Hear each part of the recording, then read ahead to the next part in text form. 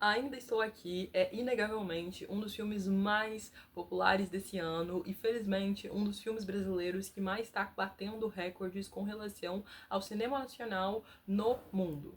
Com isso, naturalmente, a gente tem os atores principais em uma posição de super destaque também dentro da imprensa internacional. Mas uma relação em especial tem chamado a nossa atenção nos últimos dias, a da Fernanda Torres e da Chanel. Esse literalmente tem sido um dos meus assuntos de obsessão dessa semana. Acontece que na semana passada, quando nós tivemos a semana de alta costura, simplesmente Fernanda Torres estava dando uma pequena passada por Paris para algumas divulgações do filme e foi convidada para estar presente no desfile da marca.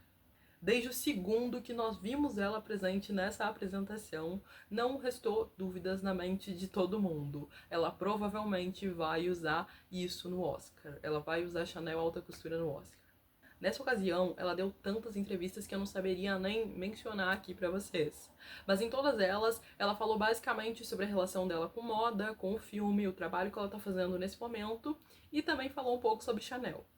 Ali já estava feito. A gente sabia que uma nova relação de moda estava surgindo e que provavelmente Fernanda Torres seria uma das novas mulheres Chanel, ou seja, uma das novas amigas da marca, que fica muito próxima da ideia da marca, participa das apresentações e frequentemente é vista usando ela.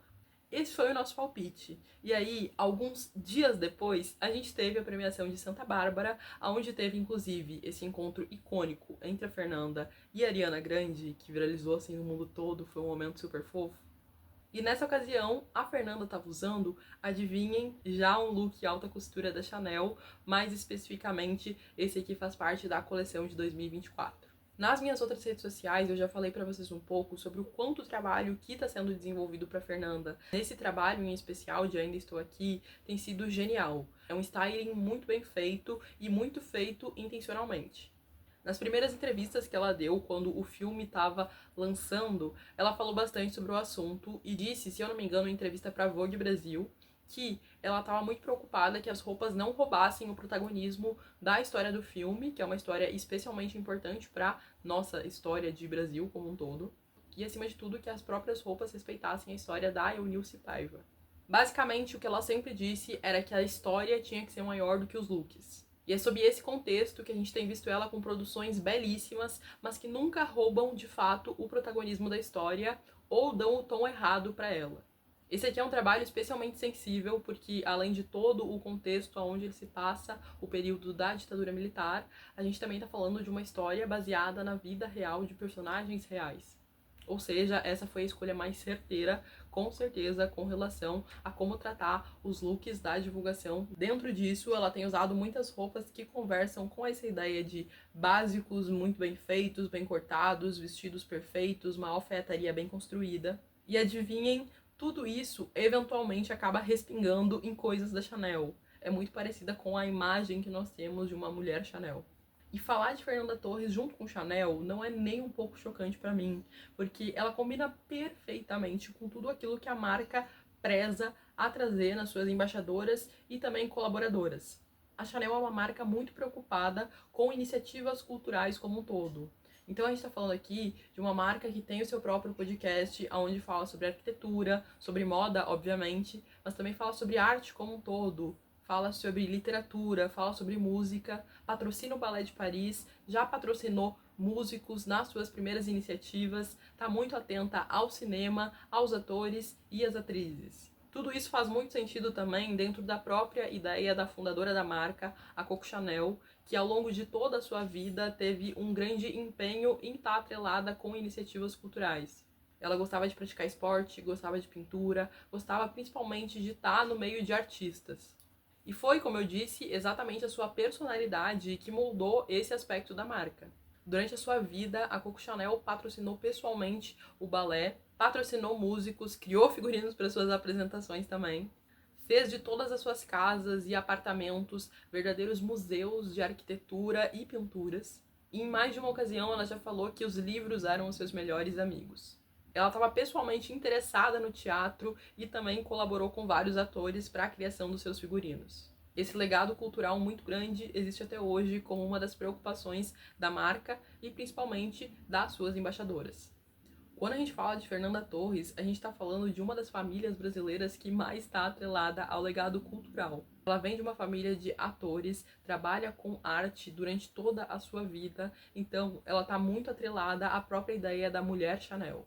Só que aqui, obviamente, surge uma questão que é muito válida e a gente tem que mencionar, que é, apesar de que a Chanel tinha todas essas preocupações culturais com relação à sua vida pessoal e também à sua marca, a Coco Chanel tem um passado horroroso na sua vida, porque durante a Segunda Guerra Mundial, ela foi uma das colaboradoras não posso falar porque senão o vídeo é bloqueado, mas vocês já podem imaginar, e ela participou de missões, enfim, fez coisas horríveis nesse período de tempo. Uma das histórias mais populares, inclusive, com relação à colaboração da Chanel durante a Segunda Guerra Mundial, foi que ela tentou tirar 2 dos seus sócios, que eram judeus, da marca. E ela queria fazer isso usando exatamente as leis que diziam que judeus não poderiam ter negócios. Ela tentou usar essa oportunidade para tirar dos seus sócios as suas porcentagens e ficar como única dona da marca. Acontece que em 1924, quando a Chanel lançou o seu perfume, o Chanel número 5, ela precisou procurar 2 sócios para poder dar seguimento a essa ideia. Ela foi a primeira estilista a lançar um perfume, então, obviamente, era muito importante contar ali com sócios que fossem especialistas nesse assunto para poder dar continuidade. Foi assim que ela chegou em 2 irmãos, o Pierre e o Paul. Mas acontece que quando as porcentagens foram divididas ali com relação à perfumaria da Chanel, ela não ficou muito satisfeita com a porcentagem que ela tinha em relação aos irmãos. E por isso, já em 1928, ela tentou entrar com uma ação para pedir ali uma renovação dessas porcentagens. Isso não foi bem sucedido, e então, quando começou a Segunda Guerra Mundial, ela tentou usar ali as leis que existiam para roubar a parte deles. Mais uma vez, isso aí não foi bem sucedido e ela não conseguiu tirar a porcentagem dos irmãos. O que aconteceu foi que em 1948, um dos irmãos veio a falecer, e por causa disso, o Pierre e a Chanel fizeram um novo contato. Eles estabeleceram ali mais uma vez os pilares daquela sociedade, mas já em 1954, o que aconteceu? O maior plot twist de todos. Pierre passou a ser o dono total da Chanel, não só das linhas de perfumaria, mas ele também comprou a alta costura. E acontece que até os dias de hoje, quem é dono da marca são os herdeiros da família. Eu tô contando essa história pra vocês porque quando eu falei sobre esse assunto lá no TikTok, eu sabia que ia surgir essa pergunta e de fato ela é muito válida e ela acabou surgindo ali nos comentários mesmo. Teve um comentário que dizia que o histórico da Fernanda e do filme, né, do Ainda Estou Aqui, não combina com o histórico da Chanel. Isso é verdade, o histórico da Chanel como pessoa é realmente péssimo. Mas é justamente porque os donos da marca hoje são esses herdeiros que a marca ainda continua em evidência. E aí, ainda falando sobre as conversas que eu tenho com vocês lá no TikTok, que é onde eu posto muitos vídeos todos os dias, teve um outro comentário que abriu os meus olhos para uma coisa que eu não tinha nem pensado e eu fiquei chocada de não ter lembrado disso, que é a possibilidade de Fernanda Torres estar no Met Gala desse ano. Gente, isso é muito possível, tipo assim, muito possível mesmo.